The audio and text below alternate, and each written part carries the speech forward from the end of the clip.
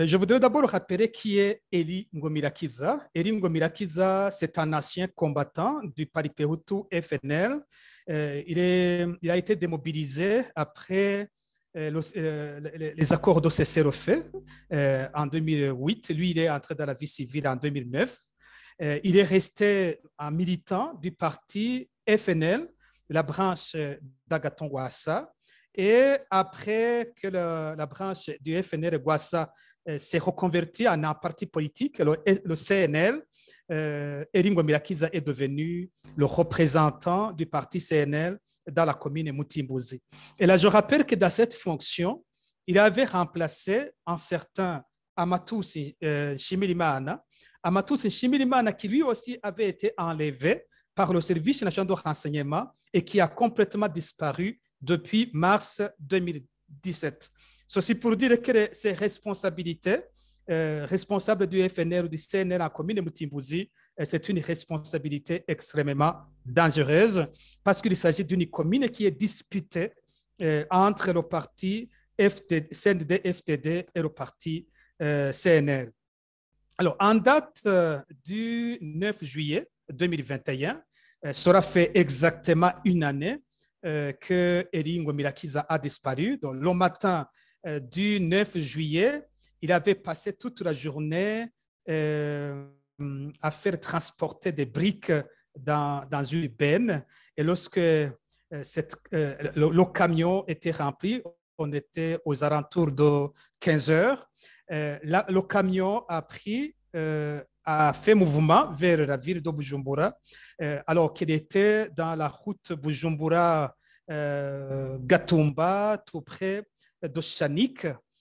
Il y a eu une moto qui a dépassé le camion et qui s'est arrêtée brusquement devant ce camion, obligeant ainsi le camion à s'arrêter par la même occasion. Et juste après, il est venu un pick-up de l'armée qui aurait une immatriculation, plaque d'immatriculation A031. Et selon nos investigations, ce pick-up était utilisé par le commandant du 122e bataillon, un certain lieutenant-colonel Aaron Ndaishimiye, qui a déjà été cité dans beaucoup d'exactions dans cette localité. Et ce bataillon, le 122e bataillon, était notamment chargé de surveiller la réserve naturelle de la Rukoko. Alors, voilà, il y avait des militaires, des gens en tenue militaire dans ce pick-up, mais il y avait aussi des civils. Et ces militaires ont obligé Eli à quitter le camion et à entrer dans le pick-up. Le pick-up a pris la direction du quartier asiatique, donc un quartier de la ville de Bujumbura. Et lorsqu'il est arrivé à la bifurcation de la route qui mène vers le lycée du lac Tanganyika, il a trouvé une camionnette que nous avons déjà citée à plusieurs reprises dans nos enquêtes sur les disparitions forcées de 2021. Une camionnette double cabine de couleur blanche avec des vitres teintées, une camionnette de marque Toyota Hilux. Nous avons souvent évoqué cette camionnette qui serait du service, plutôt du service de renseignement dans l'armée. Et Eli a été remis à des personnes qui se trouvaient dans la camionnette. La camionnette s'est dirigée vers l'état-major général de l'armée. À partir de cet instant, il n'y a plus de traces d'Eli Ngomirakiza. Nous avons reçu certaines informations qui disent que la camionnette a été aperçue le soir vers 18 heures et que la camionnette se rendait dans la réserve naturelle de Rukoko. Des informations venant notamment des militaires dans l'entourage du lieutenant-colonel Aaron Ndaishimiye ont dit à des proches de la victime que Eli Ngomirakiza avait été tué et enterré dans la réserve de la Rukoko. Mais nous n'avons aucune preuve que réellement il a été tué. Comme nous le disons toujours dans nos enquêtes, nous disons tant qu'il n'y a pas eu de découverte de cadavre, tant qu'aucune autorité burundaise ne s'est exprimée sur cette disparition, nous considérons Eli Ngomirakiza comme une victime de disparition forcée. Et je rappelle qu'en 2021, nous avons connu beaucoup d'autres victimes et qui ont été enlevées, encore une fois, par le renseignement militaire. Et sur tous ces cas, nous constatons un silence total de la part des autorités burundaises. Ici, je rappelle qu'il y a eu beaucoup d'alertes après la disparition, après l'enlèvement de Lingomila Kiza. Son parti, le CNL, a sorti un communiqué. Il s'est adressé à différentes autorités du Burundi. Au niveau du FOCODE, nous n'avons cessé d'alerter sur cette disparition forcée. Au niveau des médias, que ce soit la Télé Renaissance, la radio RPA, la radio Inzamba, la RFI, il y a eu beaucoup de communiqués sur la disparition de Lingomila Kiza, mais curieusement, les autorités burundaises gardent le silence après toute une année. Je voudrais enfin noter le fait que Lingomila Kiza n'était pas seulement un responsable politique, c'était aussi un défenseur des droits de l'homme.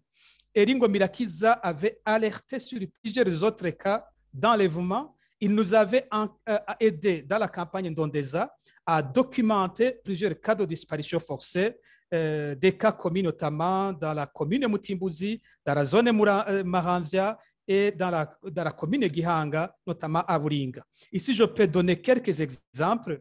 Il a beaucoup aidé à documenter le cas de la disparition forcée d'Amatus Shimirimana, le cas de Vianney Minani, le cas d'Adelin Chongera et beaucoup d'autres cas. Il y a aussi des cas sur lesquels on travaillait encore, des cas qu'on n'avait pas encore terminé à documenter. Il a aussi alerté sur certains autres cas d'enlèvement qui heureusement se sont bien terminés. C'était le cas notamment en avril 2020, le cas de l'enlèvement d'Augustin Matata, qui était son ami par ailleurs, et de Madame Anna Senzumosi, ancien responsable du parti MSD en province de Bubanza. Et à ce moment, il a alerté, il m'a informé, j'ai communiqué, j'ai passé l'information sur plusieurs réseaux sociaux et heureusement, les deux ont pu être localisés et ont été libérés. C'était grâce notamment à l'intervention de Lingomila Kiza. Donc, pour nous, nous le voyons beaucoup plus comme un défenseur des droits de l'homme qui mérite d'être défendu à son tour. Je voudrais enfin ajouter une situation difficile que traverse sa famille aujourd'hui. Lingomila Kiza était le pilier de la famille. C'est un père de 10 enfants, vous vous rendez compte? 10 enfants ont ainsi perdu leur papa et il a laissé cette famille dans une situation financière extrêmement difficile parce que la famille vivait des activités de Lingomila Kiza. Il avait commencé à construire une maison pour la famille. Aujourd'hui, la